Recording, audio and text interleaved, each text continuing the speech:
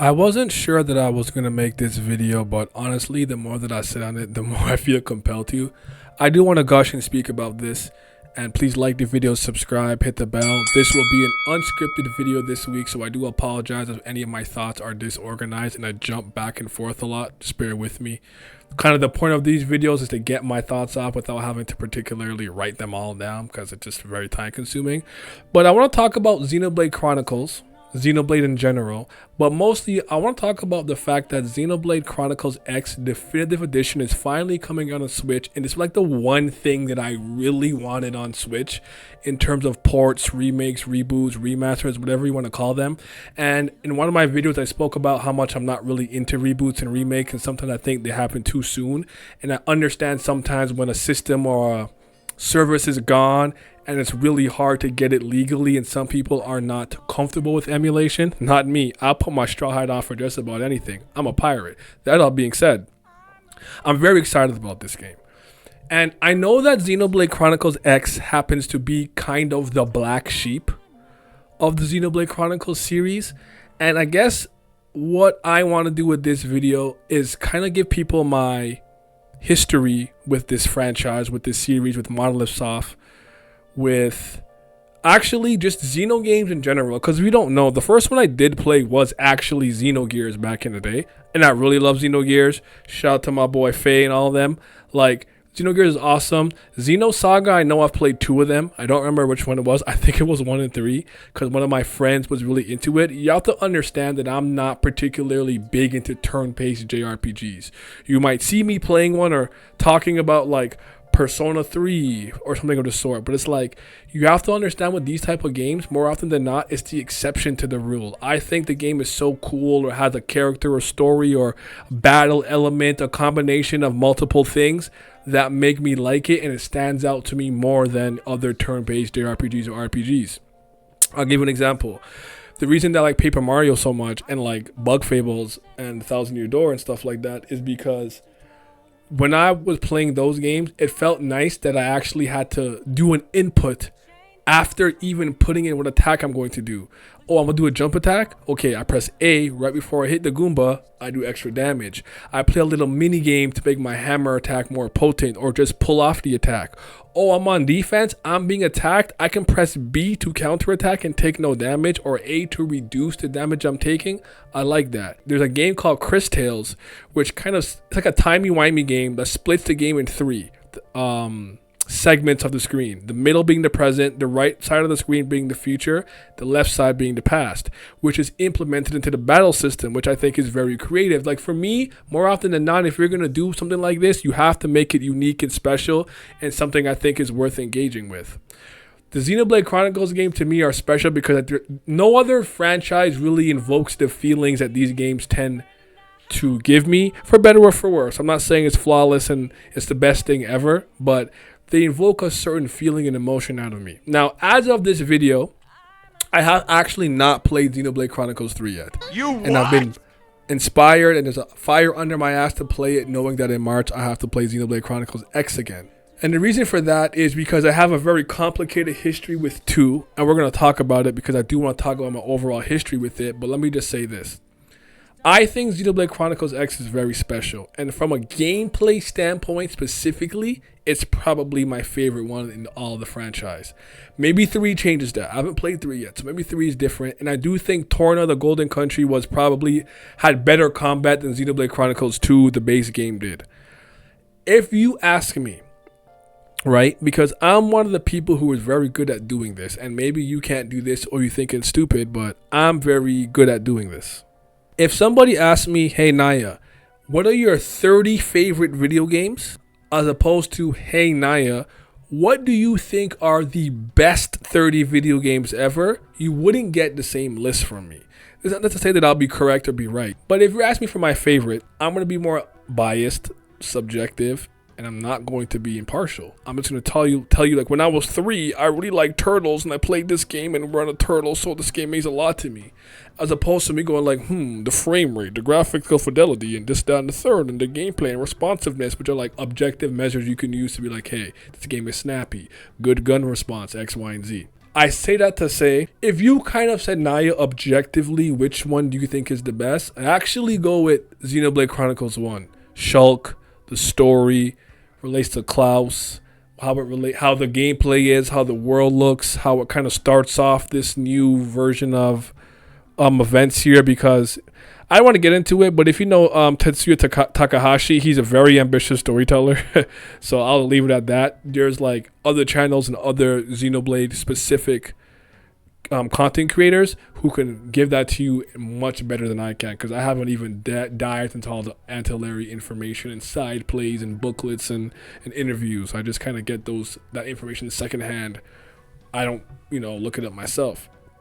I say that to say this, right? Personally, from a gameplay standpoint, like I said, I think Xenoblade Chronicles X is my favorite. Now, you have to understand, I don't really care about storytelling that much in video games specifically. I read a plethora of books, fiction and nonfiction, manga, comics. I play visual novels. I watch certain movies and TV shows. Like, I get great stories told to me all the time. When it comes to video games, gameplay is king to me. Now, if the stories and characters and things of that nature are great, I love it even more. And this is why I kind of give the crown to Xenoblade Chronicles 1, because I think Shulk is probably the best MC. I think that cast is the best with Dunban, Rain, Fiora, and Ricky and them. I think it's the best cast. I think the world of Bionis and the Mechonis is kind of very unique. I think like the Satori Marsh, especially at nighttime, and how beautiful it is. Like, it's a super dope environment and setting to explore, and I think the combat is well done, and Definitive Edition did some refinements and certain things that I actually think streamline the game and make it a little bit easier. Not really big into the gem system in that game, because I think it has a little too much RNG and things like that. And now maybe that's blasphemous, because I know how much from what I can see, the community loves Xenoblade Chronicles 2. Xenoblade Chronicles 2 is not a bad game. The way I look at it is similar to how I look at Tears of the Kingdom. Zelda's my favorite video game franchise. I think Tears of the Kingdom is genuinely a wonderful game, but it has so many little things that bother me, and it adds up. It's like death by 1,000 paper cuts, You might have a giant, massive ship. It's got 1 or 2 holes in it. The ship is going to float and be fine. Make those holes add up to like 1,000 little holes, and all of a sudden your ship can't stay buoyant. It can't stay afloat anymore. That is kind of what Tears of the Kingdom did with me, and like the longer I played it in hindsight and the more I sat with it, the more things weren't right with me. I have the exact same problem with Xenoblade Chronicles 2. Starting with the field, I think the field skills are stupid. I think the game is kind of ugly but beautiful at the same time, and has a lot of performance issues depending on what's going on. I don't like Rex. What did you say, nigga? I don't like how Rex looks. I think Rex is like a solid character, but I don't like him. I just don't like him. He's a good boy, but I think he looks stupid, and I don't know. It doesn't move me. Now, Zeke and Pandoria, love them. I like Pyra, I like Mythra. They've grown on me through the years. I didn't like Pyra initially. I liked Enuma and, not Enuma, I don't really care. She's kind of like endgame stuff, but like, I kind of just like Mythra for the most part. Side note, I actually do main the Aegis in Smash Brothers Ultimate. Not that I really play that game, I'm more into Rivals of Aether and stuff like that, but I actually do main them. I feel like I earned the right to play them, because I would argue I suffered through that game. Field skills are stupid. I really hated that mechanic. The blade stuff is cool, but I really thought like the gacha mechanic for it was terrible.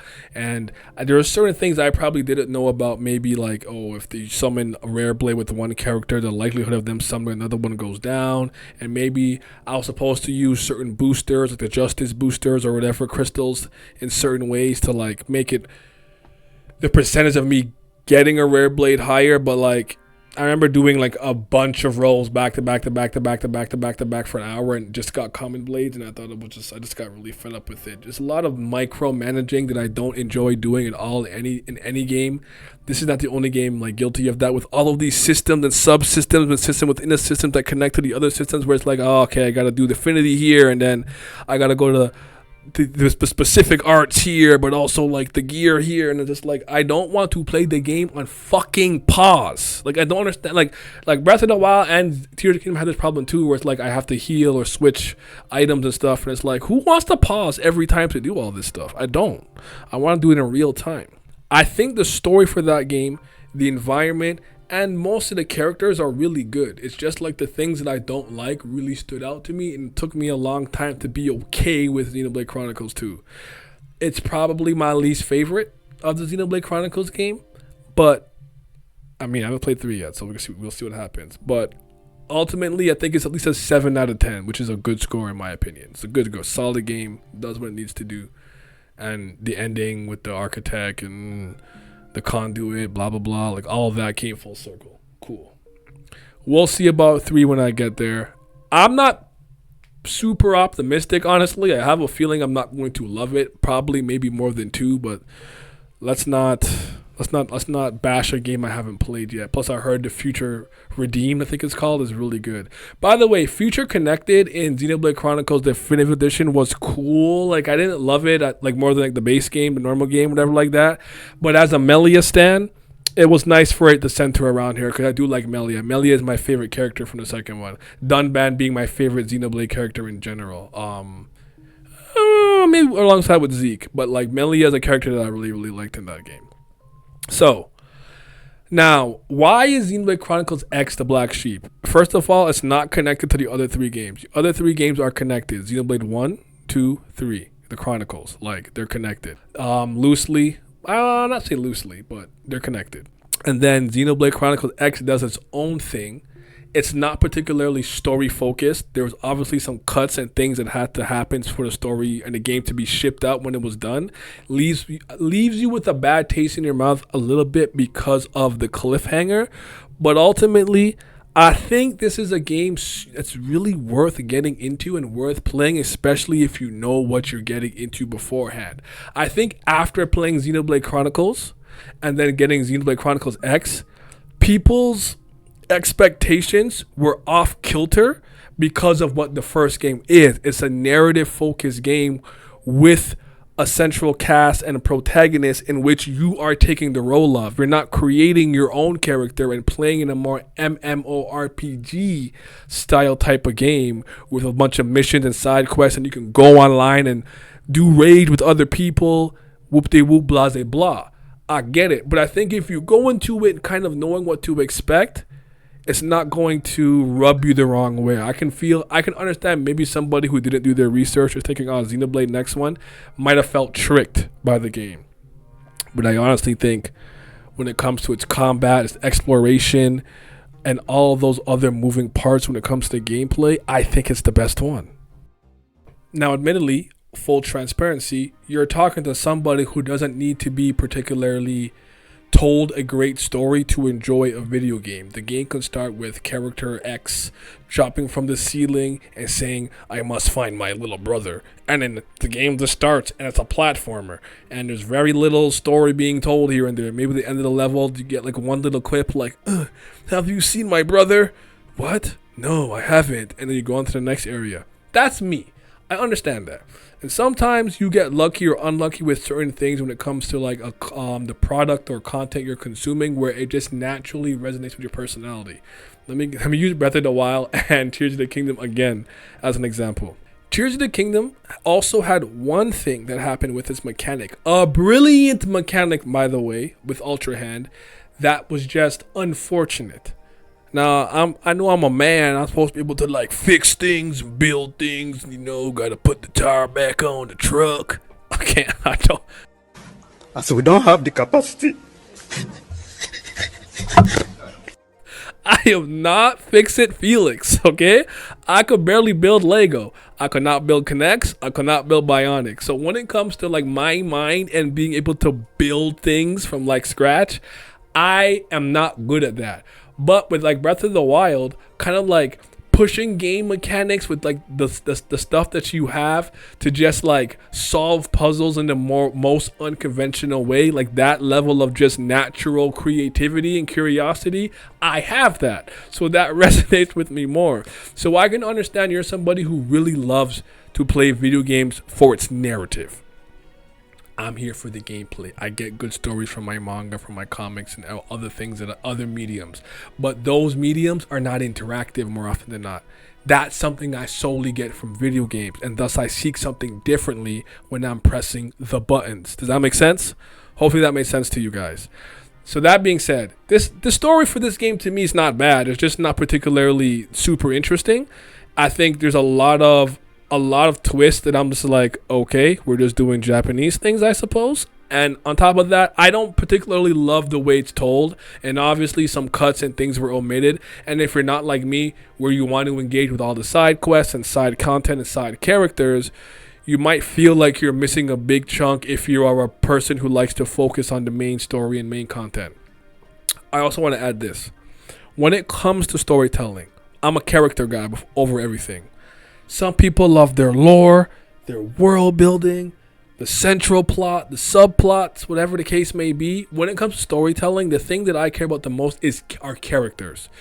To the point, there's certain series where I didn't even really love it, but there was one character I liked so much, I stuck through a lot of BS. I think Rumiko Takahashi is a legendary mangaka, and I love a lot of her works, but I actually think Inuyasha is one of her worst works. Nani? But that nigga Shishomaru? Clean! That's my boy! I sat through a lot of nonsense just for the moments where he came through and was stunting on people. So that's kind of to give you an example of what I mean when I say that. But for me, it goes characters, central plot / subplots, like the other things, and then maybe lore and world building, whatever. But again, now that it's the video game medium, it's got to be the gameplay first for me. And that's where Xenoblade Chronicles X shines. I really love, like, the fact that you have a ranged and melee weapon, how you can change them and change classes at all times. You can recruit different people and party members. I really like the world of Mira. I think Mira is honestly like the first world that was kind of super open world that I really played. That wasn't Xenoblade Chronicles. Like Xenoblade Chronicles, I don't think when I was playing at it, I looked at it as this expansive open world adventure, the same way my mind did when I really played Xenoblade Chronicles X in 2015 and then Breath of the Wild, where I'm like, I think I really like open world games when they're done right. Obviously, not every open world game is made equally, but you get my point. Like, I love Horizon Zero Dawn, even though I have yet to play Horizon Forbidden West. I just like to be able to take my time, explore, and do things at my own leisure, if you get what I'm saying, and not be pushed by some... Not like in Breath of the Wild and stuff, like Ganon, Calamity, yada yada, like you gotta go fight him, but it's like, I wanna go surf on the mountain. Whee! On my shield, right? Like, I'm very serious in that sense. So I enjoy character creation. I like the character creation in this game. I like the fact that the weapons are long and short range. I like that you can actually attack the appendages and like certain specific parts of various creatures and machines you're fighting, and thus it weakens them, could give you specific items and parts or bonuses, on top of the fact that like it will like change their attack pattern. Like, oh, you took away their like missile, well, they can't use the missile anymore because you targeted that part.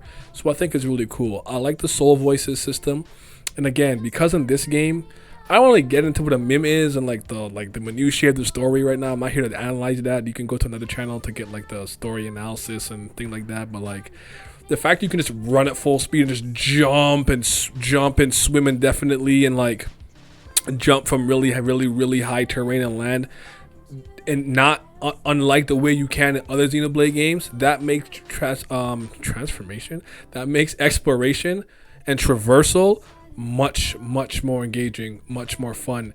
Exploring Mira, this alien planet foreign to us, while we're on the timer because humanity's whatever something's going down. I don't even remember all the details. The great whale, something like that. Anyways, yeah, so I say that to say this game really ended up blowing me away with one of the few times. Like, I am not a mecha guy, I'm not a Gundam guy, I'm not a machine guy, I'm not a Transformers guy. But if you let me play a game, Custom Robo, Chained Echoes, Xenogears, Xenoblade Chronicles X, where you're gonna put me in a suit in a machine, I'm gonna go crazy. I'm gonna snap. And when you get the scale at first, it's so cool. It just completely changes the way you kind of play the game and explore and interact with the world of Mira. and then you get scales for everybody, and then you get the flight module, which lets you take to the skies in your scale. This game has a lot of verticality as well. Now you can explore really high up places, fight flying creatures and flying machines, and go to different places you couldn't go to before. Like, the progression of this game is amazing, to the point that as the further you're getting to the game, it doesn't feel like the game hid or shielded mechanics from you. Felt like you had to progress to that point, making the game more expansive and more exciting to play. I cannot stress how much better the game got to me once I was able to use my scale. The same way I felt about the sky armors and like Chained Echoes, like just completely amazing, awesome with the overdrive system, which I actually completely forgot how it works. But if you can master the overdrive system and stuff like that, you can really do some big damage when you're fighting these creatures and these things out in Mira.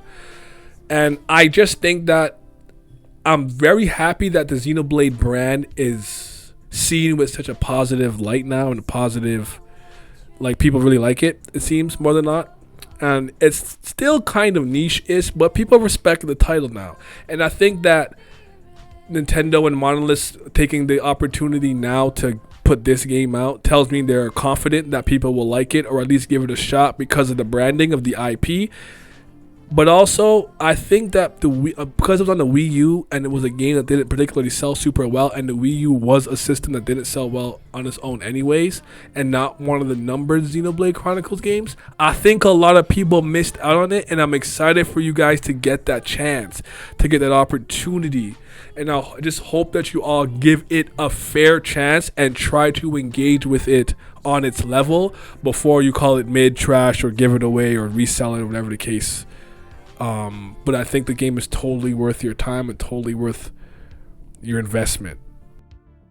Again, this is just one man's opinion, coming from a guy who's a big fan of the Xeno games in general, who's a fan of the Chronicles game, who's a fan of Tetsuya Takahashi, from Xenogears to Xenosaga to Xenoblade Chronicles 1 to Xenoblade Chronicles X.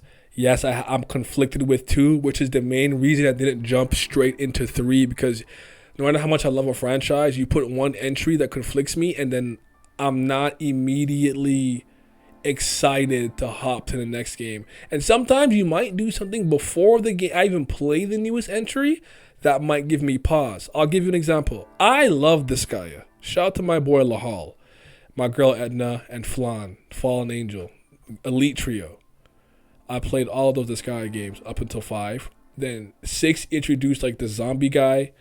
I know it's kind of like 3D now instead of like the kind of sprites that I'm used to, and I just haven't played that. And 7 is out, and 7 looks amazing. 7 looks like the one I want to play. Like, I want to skip 6 for 7, but I wouldn't do that because I love this Gaia. And like, I loved Kingdom Hearts until Kingdom Hearts had some entries that made me go like, I don't know about this. And then like, I lost my excitement for like certain Kingdom Hearts stuff to the point where I don't even like the franchise anymore. Danganronpa did something similar with V. Honestly, Danganronpa was losing me with the anime, which is canon, and some of its I think the Killer manga I thought was really bad. But with V3, by the 4th chapter, it completely lost me, and I stopped liking Danganronpa as an entire franchise. Like, sometimes these things just happen to me, and I don't want it to happen with Xenoblade. So what I'm going to do is probably do a follow-up of this video at some point where I just talk about Xenoblade Chronicles 3 specifically, because I haven't played it yet and I really hope that I like it. And yeah, this is just one guy kind of just spewing out his mouth why I think Xenoblade Chronicles X is totally worth the try. And if you have a chance to, I don't care if you emulate it or get it on Switch whenever it comes out, please give it a shot and let me know. And if you are a general Xenoblade Chronicles fan or Xeno fan in general, whatever the case, let me know what your thoughts are on all the entries you've played, how you feel about X if you played it already. If you haven't, are you interested in giving it a fair shot? Let me know in the comment section below. And let me end this disorganized rambling and rant of a video. You guys be safe. Take care. Detective Hemming signing out.